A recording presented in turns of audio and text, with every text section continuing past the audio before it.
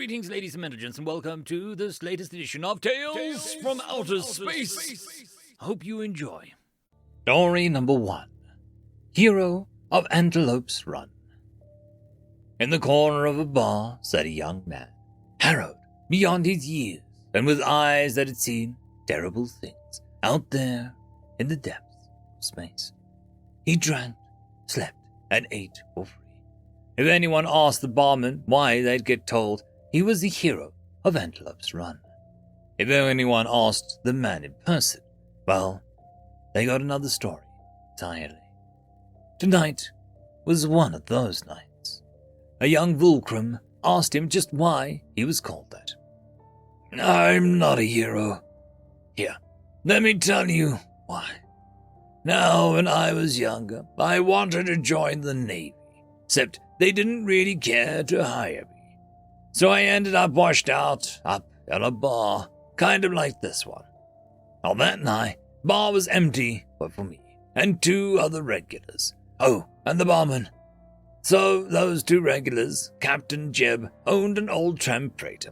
Half dead it was, same as him. Never left the station.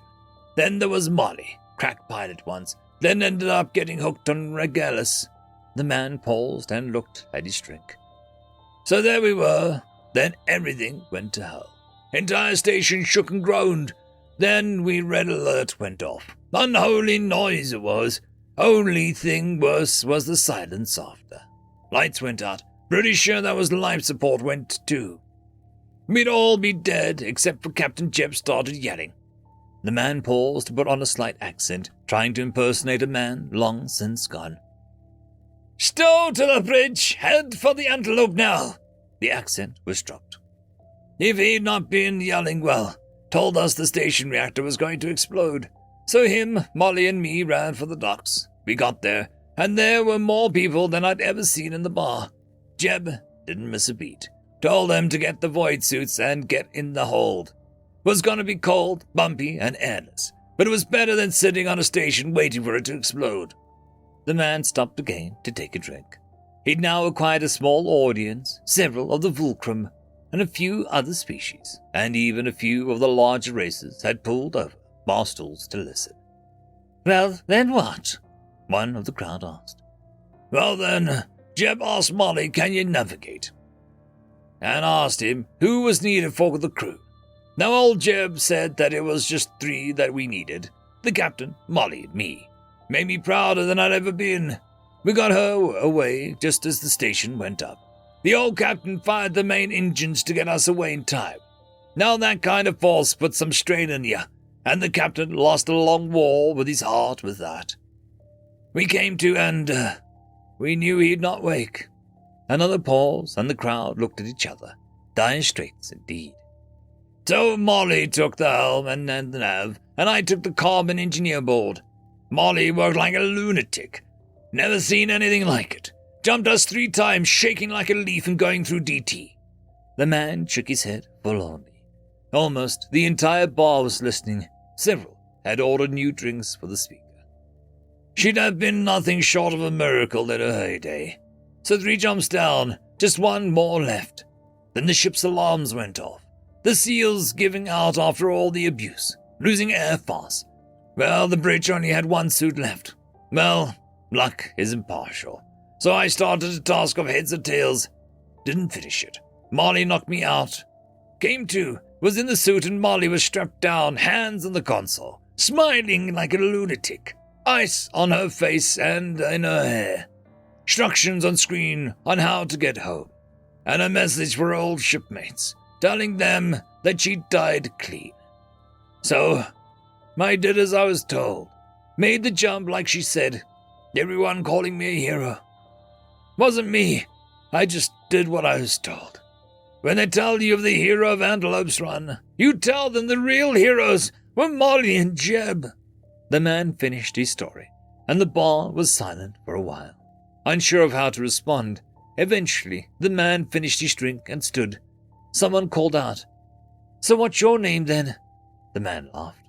Doesn't matter, was all he said as the door swung shut behind him. End of story. Story number 2. A Sliver of Humanity, written by British Tea Company. There are many names for the creatures that invaded our galaxies. The Shadows, for their black forms that came in from the stars. The World Eaters, for their habit of stripping every planet of its resources. Some call them demons, devils, or their bloodthirstiness and willingness to slaughter all those who get in their way. In recent times, we've called them the soulless ones, for under those opaque screens we do not see their eyes, and we cannot look into their souls. The faceless, or the masked, are also popular names. Every attempt at communication has failed. Every attempt at contact has failed. We know not of the enemy, but the roars of their weapons as they descend upon our cities and the incomprehensible chatter across their channels. Many have attributed them to be the closest form to pure evil and life form can possibly achieve. Indeed, through the countless worlds, they have rendered lifeless. It is easy to see why that is. But can a race of pure evil exist in the vast universe? Is it possible for a society of something such as themselves to truly enter existence completely devoid of compassion, love, and filled with nothing but hatred possible? We thought not, and I have bright news, for it is not possible. The battle for Kovu City has taught us differently. Originally, we had many theories on the Faceless.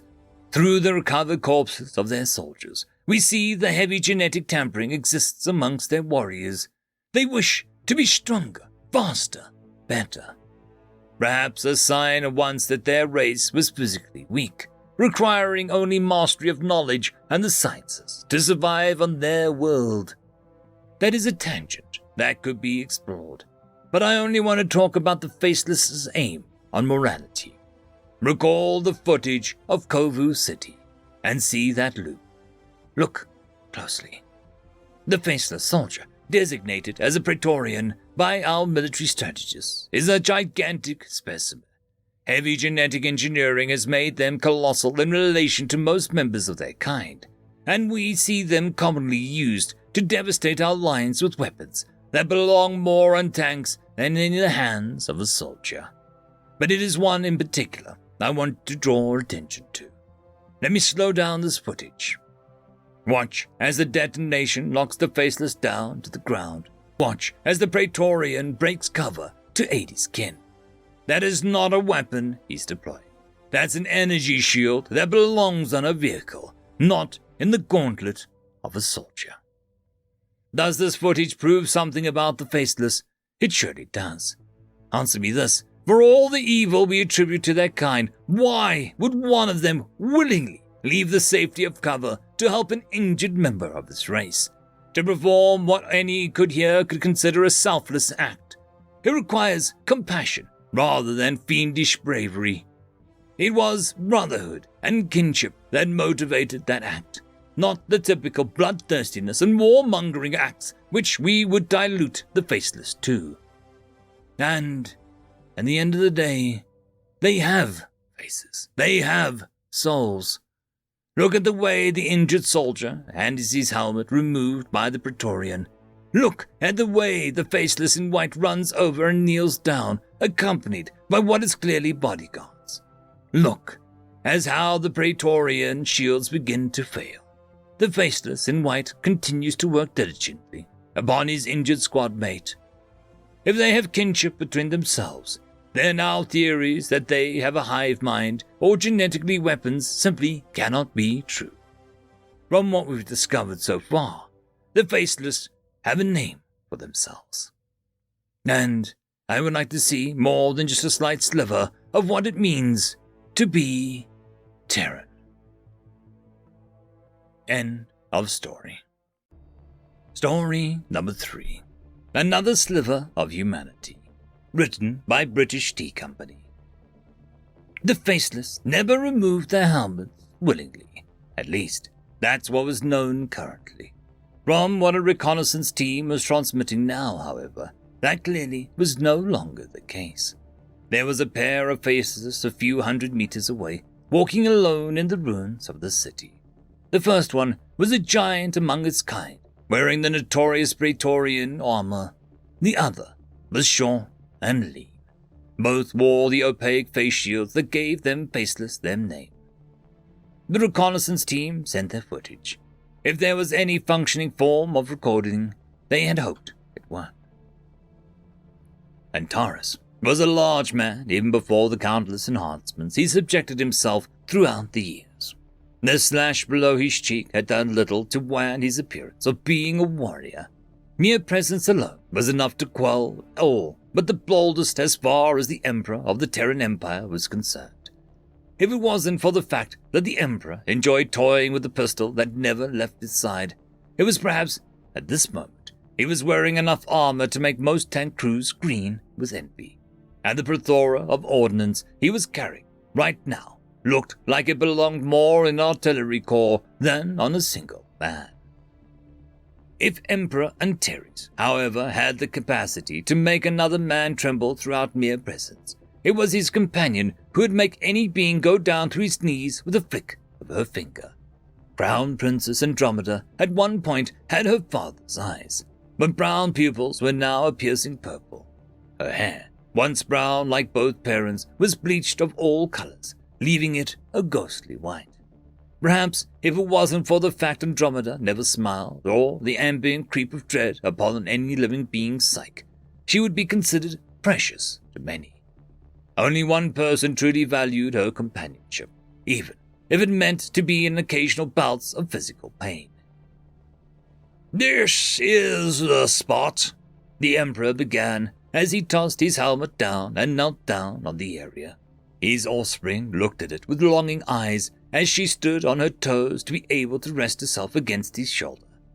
Terran bombardments had almost pounded this area into a flat wasteland, yet the spot remained, perhaps as a reminder to the royal family what had been taken from them. "It's when my mother died," Andromeda began, her frown cut a bit deeper than usual as she knelt down at it. "Yes, I feel it. Pain, sorrow, betrayal, loss, despair. She felt it here at the moment of her death, just like we both felt it when we heard the news." Antares twitched a little. He stood up and sighed. "They ask me why I come to this galaxy to grind these aliens to dust. They ask me why I bring the hammer of terror down upon them. This is why, my wife, your mother, nothing more than a peaceful visitor to a foreign galaxy, murdered like some kind of criminal interloper. Such! He was at a loss of words, enough so that Andromeda raised a finger, just enough to bring a minor amount of solace into his head.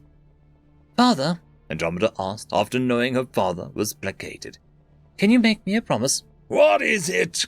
"Promise me that you will not leave like Mother did." Antares ever knelt to 4 people in his lifetime: his father, his mother, his wife, and now his child. "I promise." Pain, loss, sorrow, anger. We know all too well now that the Faceless are just like us. They are not soulless. They are not demons. They act out of vengeance because they believe that they were wronged. We see a sliver again of what it's like to be a Terran. To succumb to the emotions is natural for any creature, and it is in this that we should also see ourselves. It is time that we heal old wounds. Peace must be restored. End of story. I would quickly like to thank the T5 channel members and Patreons: Caspar Arnholtz, Cam Maxwell, Barky, Lord Azrakal, It's Difficult to Pronounce, Dragzoon WRE, Holly's Sister, Arcadian. Thank you very much.